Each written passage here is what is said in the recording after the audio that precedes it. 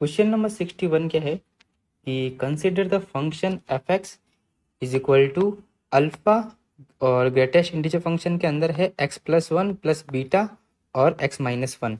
Wear alpha और beta क्या है, नेचुरल नंबर। ये देखो पॉइंट ध्यान में रखना, नेचुरल नंबर है। और ये आपके है greatest integer function such that limit extending to one plus F X minus limit extending to one minus F x is equal to 10। ये इक्वेशन आपको दे रखी है, ठीक है। फंक्शन गिवन है और इक्वेशन गिवन है ये, ठीक है। तो और क्या गिवन है कि suppose P Q R a real number such that P is not equal to Q is not equal to R. Let H X be a real quadratic polynomial. ये भी पॉइंट देखो, ध्यान से देखना कि इसमें जो इन्फॉर्मेशन है उसको थोड़ा याद रखना कि एच एक्स एक क्वाड्रेटिक पॉलिनोमियल है। और consider three matrix A matrix B matrix C matrix such that B A equal to C. Let the function G define on R से लेके 0, और कैसे H x equal to 1 - gx/4। यहाँ आप थोड़ा कंफ्यूज हो सकते हो कि फंक्शन जी दे रखा है, डिफाइन कर रहा है, लेकिन एच एक्स दे रखा है। इसने थोड़ा कंफ्यूज करने के लिए घुमाया गया है कि यहाँ पर आप जब इसको है ना 4 को एलसीएम लेके सॉल्व करोगे तो g x equal to h x की फॉर्म में आएगा। यहाँ थोड़ा कंफ्यूज करने के लिए h x equal to g x दे रखा है, ठीक है। Such that integration of alpha to beta g x d x equal to 0 given है। तो आपको पेयर अल्फा कोमा बीटा की वैल्यू पता नहीं है कितनी आएगी। तो सबसे पहले की पॉइंट जान लेते हैं। की पॉइंट क्या है, बेसिक्स की पॉइंट्स है कि फर्स्ट कि ग्रेटेस्ट इंटीजर फंक्शन की वैल्यू के है, तब जो एक्स है वो कहाँ से कहाँ तक लाई करता है, के से लेकर के के प्लस वन आएगा, या माइनस नहीं प्लस वन, के प्लस वन से के बीच में लाई करता है ना, के से के प्लस वन के बीच में लाई करता है। तो सेकेंड पॉइंट क्या है अब कि इफ क्वाड्रेटिक जो इक्वेशन है a x square plus b x plus equal to 0 has more than 2 roots, इसके एटलीस्ट 2 रूट तो होते ही हैं। अगर 2 से ज़्यादा रूट हो जाए, more than 2 roots, then its become identity. तब उस कंडीशन में क्या होता है कि जो एक्स स्क्वायर एक्स और जो कांस्टेंट टर्म होती है ए बी सी, तीनों को कंपल्सरी 0 होना ही पड़ता है। अगर किसी क्वाड्रेटिक इक्वेशन के 2 से ज़्यादा रूट आ जाए तो वो आइडेंटिटी बन जाती है, और जो जितने भी कोफिशिएंट है वो सारे 0 के इक्वल होते हैं, ठीक है। यानी एक्स स्क्वायर कोफिशिएंट, एक्स का कोफिशिएंट और सी सभी क्या होंगे, 0 होंगे। ये 2 पॉइंट अच्छे से याद रखने हैं। तो क्वेश्चन को स्टार्ट करते हैं। सबसे पहले ये जो कंडीशन गिवन है ना, यहाँ से हम कुछ निकालते हैं, शायद अल्फा या बीटा की वैल्यू निकलेगी, क्योंकि अल्फा बीटा अननोन है। और ये इक्वेशन दे रखी है, इसमें पुट करेंगे तो अल्फा बीटा में एक रिलेशन आएगा। तो देखो फंक्शन क्या गिवन है, F x is equal to alpha X plus one plus plus है ना, हाँ, बीटा ग्रेटेस्ट इंटीजर के अंदर एक्स माइनस वन, ठीक है। और हमको इक्वेशन गिवन है limit X tending to 1 plus F X minus limit X tending to 1 minus F x is equal to 10। तो अब देखो सबसे पहले है ना हम ये लिमिट निकालते हैं, उसके बाद में ये लिमिट निकालेंगे, ठीक है। तो केस नंबर 1 कि हम क्या निकालेंगे, limit X tending to 1 plus F X को फाइंड आउट करेंगे, ठीक है। तो यहाँ पर देखो when X tending to 1 plus, तो इस केस में एक्स प्लस वन की वैल्यू कितनी आएगी, एक्स प्लस वन कितना आएगा, देखो एक्स की वैल्यू एक से थोड़ी सी बड़ी है, तो एक्स प्लस वन की वैल्यू 2 प्लस होगी। तो 2 प्लस का मतलब देखो रेंज कहाँ से कहाँ तक, ये हो गया 2 3 1, 2 प्लस का मतलब यहाँ कहीं, तो रेंज हो गई आपके कहाँ से कहाँ तक, 2 से लेकर के 3 तक। ये बात समझ में आनी चाहिए कि अगर x की वैल्यू 1 से थोड़ी सी बड़ी है तो x प्लस वन कितना हो जाएगा, 2 से स्लाइटली थोड़ा सा बड़ा। तो रेंज कितनी कहाँ से कहाँ तक आएगी, 2 से 3 तक। तो greatest integer x plus one की वैल्यू इज इक्वल टू 2, क्योंकि लोअर वैल्यू देता है ना, ठीक है यहाँ तक। सेकेंड, इस केस में x माइनस वन की वैल्यू कितनी आएगी, देखो अगर x की वैल्यू 1 से थोड़ी सी बड़ी है, अगर एग्जैक्ट 1 रखो, आप ऐसे सोच सकते हैं कि एग्जैक्ट मैंने 1 रखा तो 1 माइनस वन इक्वल टू 0 हो गया। लेकिन अगर मैंने 1 से थोड़ी सी बड़ी वैल्यू रखी, -1 किया, तो यानी कि 1.1 minus one is equal to 0.1।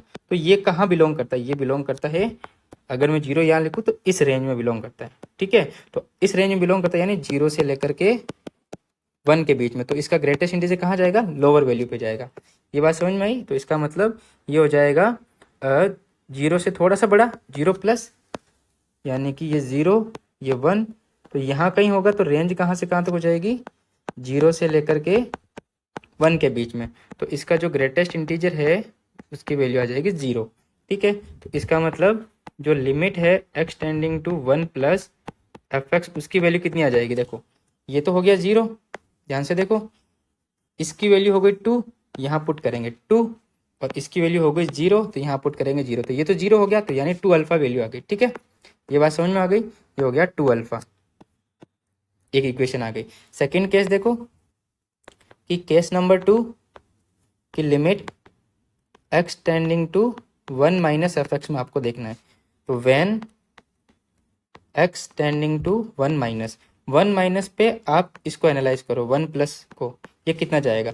अब आप देखो एग्जैक्ट 1 पे कितना आ रहा है, ऐसे आप सोचो, है ना, एग्जैक्ट 1 पे 1 प्लस 1 कितना हो जाएगा 2, लेकिन एक से थोड़ा छोटा यानी 0.9 प्लस 1 इज इक्वल टू कितना हो जाएगा 1.9। तो रेंज कहाँ से कहाँ तक आ गई, रेंज आ गई, ये 1 है ये 2 है, 1 से 2 के बीच में आ गई, है ना, 1.9 यहाँ कहीं होगा, तो ये हो गई 1 से 2 के बीच में, 1 से लेकर के 2 के बीच में, तो इसका ग्रेटेस्ट इंटीजर कितना देगा 1 देगा। ये बात समझ में आ गई। तो इसका मतलब ये हो गया आपके 2 से थोड़ा सा छोटा, तो इस केस में ये हो गया 1, ये 2, ये रहा 2 से थोड़ा सा छोटा, तो ग्रेटेस्ट इंटीजर की वैल्यू कितनी आ जाएगी, ये आ जाएगी 1, क्योंकि लोअर वैल्यू देता है।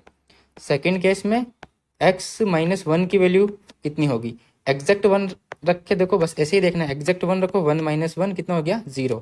तो अगर मैं 1 से थोड़ा छोटा यानी कि 0.9 रखूँ तो ये हो जाएगा 0.9 माइनस 1 इक्वल टू कितना हो जाएगा, माइनस का 0.1 हो जाएगा। तो ये रेंज कहाँ से कहाँ तक आ रही है, 0 है, ये 1 है, ये -1, ये यहाँ आएगा कहीं पर, 0 से थोड़ा सा छोटा, तो ग्रेटेस्ट इंटीजर कितना देगा -1। ठीक है, यानी कि ये देगा 0 से थोड़ा छोटा, ये हो गया -1, ये 0, यहाँ कहीं वैल्यू आएगी, इसमें ये रेंज आ गई, इसमें ये रेंज आ गई, इसका मतलब ग्रेटेस्ट इंटीजर फंक्शन की वैल्यू -1। तो अब बस वैल्यू पुट कर दो, तो limit X tending to 1 minus F X की वैल्यू कितनी आ जाएगी, ये आ जाएगी 1 रखेंगे तो अल्फा, और ये हो जाएगा माइनस बीटा। अब हमको इक्वेशन में पुट करना है X tending to 1 plus F X minus limit X tending to 1 minus F x is equal to 10। तो ये हो गया 2 alpha minus beta is equal to 10, 2 alpha minus alpha plus beta is equal to 10। तो ये हो गया alpha plus beta is equal to 10। आपको लग रहा है इतना टाइम कैसे लग रहा है, ये क्यों समझाने के लिए है ना, इसीलिए। तो इक्वेशन नंबर इसको हम नाम देते हैं 1। सेकेंड, अब देखो केस क्या है, अब इसमें आपको 3 मैट्रिक्स दे रखी है और एच एक्स आपके क्वाड्रेटिक पॉलिनोमियल है। तो सबसे पहले जो मैट्रिक्स है ए बी सी उसको यहाँ रखेंगे और एक रिलेशन बनेगा, वहाँ से देखते हैं क्या निकल के आता है। तो सेकेंड कि हमें दे रखा है b a is equal to c, तो यहाँ पर जब मैं मैट्रिक्स इसमें वैल्यू पुट करूंगा तो देखो कितना आएगा, देखो ये रहा, ये है बी, ये है ए इज इक्वल टू सी। अब इसको थोड़ा सा सॉल्व करते हैं, देखो कितना आ रहा है, ये हो गया h -1 इंटू 4p² और plus 4p(h1) plus h2 is equal to 3p² plus 3p। मैं इसको सॉल्व कर रहा हूँ, बाकी दो तो एज इट इज हो जाएगी, क्यों, क्योंकि देखो ये जितने भी टर्म्स है यहाँ, देखो यहाँ p है तो यहाँ q है, यहाँ r है, मतलब सेम ही टर्म है, जो अभी हम p के लिए करेंगे ना वही सेम q के लिए आएगी और वही सेम वैल्यू r के लिए आएगी, क्योंकि इधर भी p है, इधर भी q है, इधर r है, सेम ही है। ठीक है, तो इसको सॉल्व करते हैं, देखो p वाले सारे टर्म को इधर लेकर आते हैं, तो h -1 4p², ये हो जाएगा -3p² plus 4p(h1) minus 3p plus h2 is equal to 0। तो यहाँ से मैं क्या करता हूँ कि p² कॉमन लेता हूँ, तो 4h -1 -3 प्लस p कॉमन लेंगे तो 4h1 -3 plus h2 is equal to 0। ये इक्वेशन नंबर 2। अब देखो सेम q के लिए यही कंडीशन होगी, तो इसको हम क्या कर लेते हैं, डायरेक्ट कॉपी कर लेते हैं, चलो लिख ही देते हैं, 4 into h -1 -3 plus q 4h1 -3 plus h2 is equal to 0। r के लिए भी सेम होगी, 4h -1 -3 plus r 4h1 -3 plus h2 is equal to 0। अब देखो इन तीनों को एनालाइज करो, क्या मालूम चल रहा है कि पी क्यू आर जो है, P Q R are the root of equation. किस इक्वेशन का रूट है, X square 4h-1 - 3 plus X 4h1 - 3 plus h2 is equal to 0। इस क्वाड्रेटिक इक्वेशन के रूट आके देखो, देखो p को यहाँ रखेंगे तो भी सेटिस्फाई हो रहा है, q रख रहे हैं तो भी सेटिस्फाई हो रहा है। ये इक्वेशंस जो मैट्रिक्स को सोल्व किया तो बन गए। तो यहाँ से हमें एक चीज़ मालूम चली कि ये जो पी क्यू आर है इस क्वाड्रेटिक के रूट है। अब पॉइंट क्या है यहाँ पर कि किसी भी क्वाड्रेटिक के दो रूट होते हैं, अगर दो से ज़्यादा रूट हो जाए तो आइडेंटिटी होती है, और उस केस में कोफिशिएंट जितने भी है सब जीरो के इक्वल होते हैं, जो कि है हमारा की पॉइंट नंबर 2। अब ये पॉइंट यहाँ लगेगा कि इसके कितने रूट आ गए, 3 रूट आ गए। देखो पी क्यू आर, तो इसका मतलब जितने भी कोफिशिएंट है वो कितने होंगे, जीरो के इक्वल, यानी 4h-1 - 3 equal to 0 and 4h1 - 3 is equal to 0 और h2 इज इक्वल टू 0। तो अब हमारे पास h-1 की वैल्यू आ गई 3/4, h1 की वैल्यू आ गई 3/4 और h2 की वैल्यू कितनी आ गई, 0। ये 3 कंडीशंस और आ गई। अभी तो क्वेश्चंस आधा ही हुआ है। अब देखो, अब गिवन है कि जो जो एच एक्स है वो है रियल क्वाड्रेटिक पोलिनोमियल। अब पोलिनोमियल किस फॉर्म में होता है, अब आप सोचोगे कि एच एक्स जो है एक क्वाड्रेटिक रियल पोलिनोमियल है। एच एक्स क्या है, इज रियल क्वाड्रेटिक पोलिनोमियल। तो आप एच एक्स क्या मानोगे, H x equal to ax² plus bx plus c मानोगे। यही होता है ना क्वाड्रेटिक पोलिनोमियल। तो अब यह मानो या एक और फॉर्म है वो मानो। कैसे, देखो ध्यान से, यहाँ गिवन है कि h2 इक्वल टू 0 है, यानी कि x इक्वल टू 2 रखने पर जो एच एक्स इक्वल टू है वो 0 आ रहा है। इसका मतलब x इक्वल टू रूट है इसका, है ना। तो यानी कि एच एक्स को हम क्या लिख सकते हैं, इसको लिख सकते हैं x - 2। अब हमारे पास एक और है ना, लीनियर फैक्टर होना जरूरी है यहाँ पर। लीनियर क्यों, क्योंकि एक तो लीनियर आ गया, लीनियर इंटू लीनियर आपके क्वाड्रेटिक बन जाएगा। तो यहाँ लीनियर मालूम नहीं है तो आप क्या एज्यूम करोगे, a x plus b form assume करोगे। ये आपको हमेशा एज्यूम करना है। तो H x is equal to कितना है, ए फैक्टर जब आपके पास क्वाड्रेटिक आ जाए तो दूसरा क्या मानोगे आप, ए एक्स प्लस बी। ये एक इंपॉर्टेंट पॉइंट है, इसको ध्यान में रखना। ये फॉर्म आ गए। अब हमको गिवन कंडीशन लगानी है, h-1 जो कि दे रखा है 3/4 और h1 इज इक्वल टू कितना दे रखा है, 3/4। तो बस अब वैल्यू पुट करो, x इक्वल टू -1 पुट करेंगे तो h-1 इक्वल टू कितना आएगा, -3 - a प्लस बी। इसकी वैल्यू आपको गिवन है 3/4 इज इक्वल टू ये कितना हो जाएगा, -3 और a प्लस बी। तो यहाँ से माइनस का a, तो यहाँ से वैल्यू कितनी आ जाएगी, a - b is equal to 1/4। और जब आप x is equal to 1 put करोगे तो h1 इज इक्वल टू कितना हो जाएगा, ये हो गया -1 और a प्लस बी। इसकी वैल्यू आपको कितनी गिवन है, 3/4 is equal to a plus B. Minus तो है ही, तो यहाँ से a प्लस बी की वैल्यू कितनी आ जाएगी, -3/4। एक इक्वेशन ये, एक इक्वेशन ये, दोनों को सॉल्व करेंगे तो a की वैल्यू कितनी आएगी, -1/4 और b की वैल्यू कितनी आएगी, -1/2। तो बस वैल्यू पुट करनी है इसमें। तो एच एक्स कितना बना, देखो एच एक्स हो गया x-2 और a की जगह ये हो गया -1/4 और -1/2। तो यहाँ से देखो कितना आ रहा है, ये हो गया H x is equal to x-2, minus common ले लेंगे तो यहाँ पर एलसीएम कितना आएगा, 4। ये हो गया x-2, ठीक है, x प्लस 2 क्योंकि माइनस कॉमन ले लिया ना। तो H x is equal to कितना हो जाएगा, माइनस ये हो गया x² - 4 डिवाइड बाई 4। तो यहाँ से H x is equal to 4 - x²/4। ये एच एक्स निकल कर गया है हमारे पास। अब हमको क्या चाहिए, एच एक्स भी आ गया। अब हमें पूछा है जी एक्स, तो जी एक्स कितना है, ये रिलेशन हम इसमें यूज़ करेंगे। तो गिवन है